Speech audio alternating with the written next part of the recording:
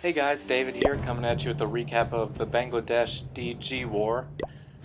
I haven't made a recap in a long time, but I figured I'd do one here. It's been a while, and this was a fun war and a good war to do a recap video on. We had some really great raids, some good go wipes, so I thought I'd put some of those in here and we can all learn from them. As you can see here, we did some serious work, especially our lower guys. Our plan worked to perfection this war. We came at them with like 3 waves. Like our first guys did some serious work, and then people backed them up, and then people backed them up, and what it boiled down to is we virtually 3-starred everyone from like 13 down. I forget what it was, and also got a lot of stars in the top 10. So it was a great war for us, even though it took a long time to play out. And even though they were pretty close the whole war, it never really felt that close, just because they had so many 2-starred bases. And they just didn't have enough attacks going around to get them all done. I mean, at the end of the war, they had their top guys attacking our lower guys. So I mean, that should tell you right there that they weren't going to pull it off. Check out the participation in this war, awesome. Alright, the first raid I put in the video was Neo on 4. And I really like this raid because Neo's got like an uncanny ability to get his troops to go for that town hall. It's unbelievable. Now this is my old base design, and it's got this big open gap here at the bottom, so that's a good place to start for go wipe because there's no walls. Alright, now of course Neo's going to start here with a golem on either side of this main group of buildings here to draw the fire of those defenses. Then he's going to put in some wizards to cut off the other options of the P.E.K.K.A.s, so they force them to go up into the middle. As you can see here, even though he just put in his P.E.K.K.A.s, he already took out all those side buildings with his wizards. So the P.E.K.K.A.s don't have any other option right now other than to go straight forward.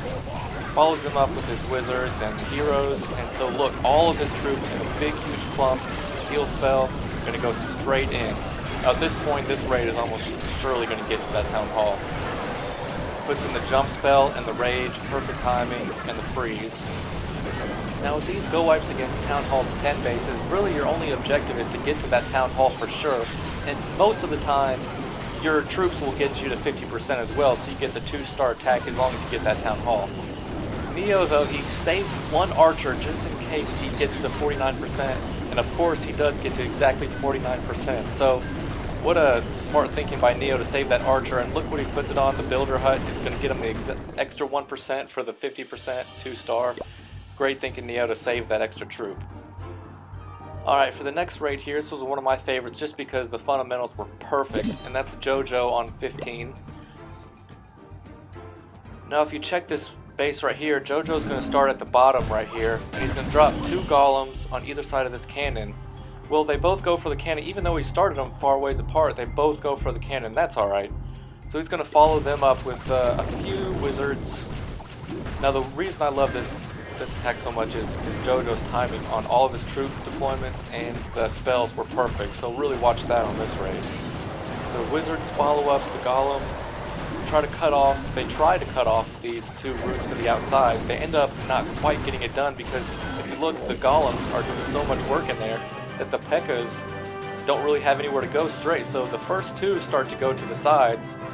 And Jojo waits a second until those other buildings are destroyed, then he puts in 2 more and they go straight.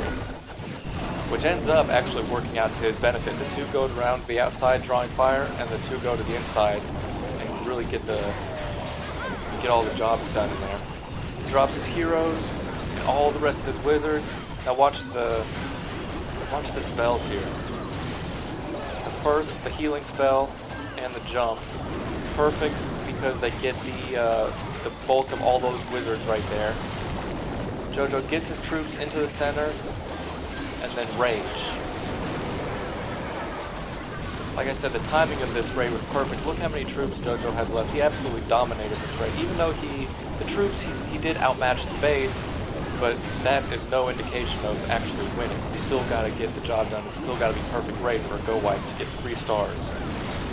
So he's got 1 rage spell left, and he uses it right here. Still got quite a bit of troops left, and he's going to use the rage, the last rage. And if you look how dominant he was on this base, it was a hard base. I mean, if you look at the base, it's not a really good base for go wipe just because there's so many compartments, and he absolutely mowed through this like it was nothing. And that's just a testament to just like a really, really good raid. And as far as the fundamentals of the Go Wipe, this was the best one that we had this war. Fun raid to watch. Alright, 3-star, which is uncommon for Go Wipe at that level. Great raid. Alright, now the next raid I put in here was Nobody on 21. Now I love this raid so much because Nobody's on-the-fly decision-making here was awesome. Now, as you can see here, this base looks great for Go Wipe, but Nobody doesn't come in from the bottom with this open gap. He goes in from the top because there's really no other buildings to distract the P.E.K.K.A.s. So golems go straight in, followed by wall breakers, and Nobody puts in his queen right here to take out the research lab, and expects that the P.E.K.K.A.s are just going to go straight in, as I would expect. But, as you can see here, it doesn't always go to plan. Nobody puts in his P.E.K.K.A.s, and they go for this elixir collector and start going down this line towards outside of these gold mines and these army camps, and they're just going to go all around and screw up his raid. So like I said, Nobody uses some quick decision making here and puts in wizards and his king to eliminate their other options. He takes out the 2 gold mines so the P.E.K.K.A.s don't target them anymore, and they turn around and go back into the middle of the base. He really saves his raid there. He doesn't panic, watches where his P.E.K.K.A.s are going, and cuts them off with the wizards. So then he has to look inside and see where the rest of his troops are to continue with his raid. So he finds them really quick, puts in the rage spell, and moves on. Okay, so he's looking at, the rest. Okay, where are the rest of my troops? Over here to the left, there's some wizards and my golems and P.E.K.K.A.s. Gotta rage them. So he might have gone in with the plan here, but, your plan only gets you to the first troops you put in, and, who knows where they're going to go, once they're in. So this is a great on-the-fly, like I said, on-the-fly decision-making right here. It's got Nobody to win here. If he would have just kept going his normal raid, there's no way he would have won if his P.E.K.K.A.s would have gone around the edge. So Nobody's quick decisions got him this win. He didn't even use his jump spell right here. Normally I would say don't bring it home with you, but there's really no walls for the troops to jump over at the end, so I guess he didn't need it.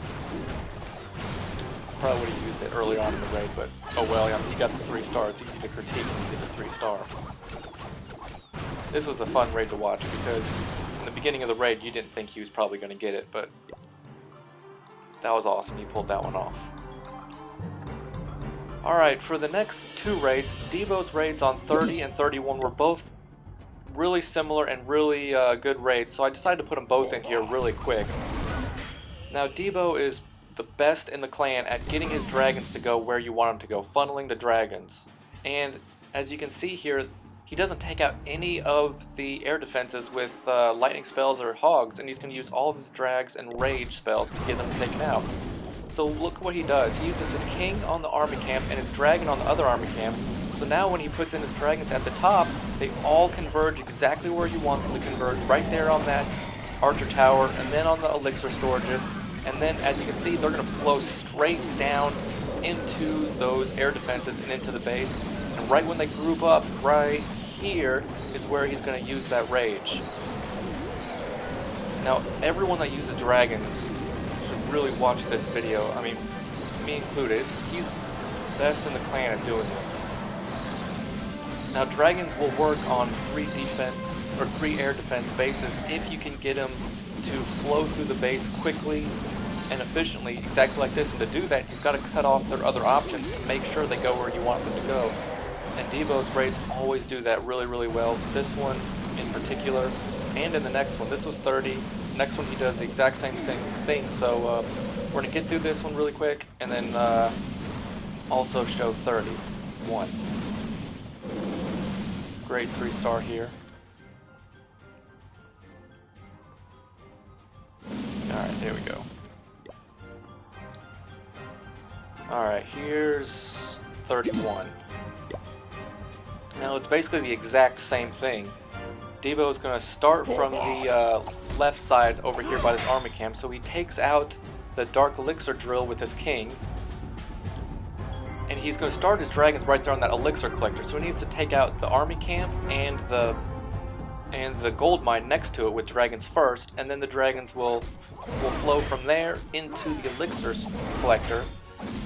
where he will put in all the rest of the dragons, and then they'll go straight in towards that first air defense. See how he took away their other options? So that means they all have to go in straight. So that's when he, boom, puts in that first rage, and the rage gets all the dragons. So when you start a raid like that, it's hard not to win it. I mean, that's just too good to lose. He puts in all three of those rages right away to get the air defenses taken out, which he does really quick, as you can see right here. And then it's just an easy raid from here. It's all about just that very, very first opening few defenses that get taken out that will win or lose the dragon raid. Especially when you don't take any of the air defenses out with hog spurs or landing spells. Alright guys, well that's it. Quick recap video here. Awesome war, awesome win. We'll see you next time. Take care.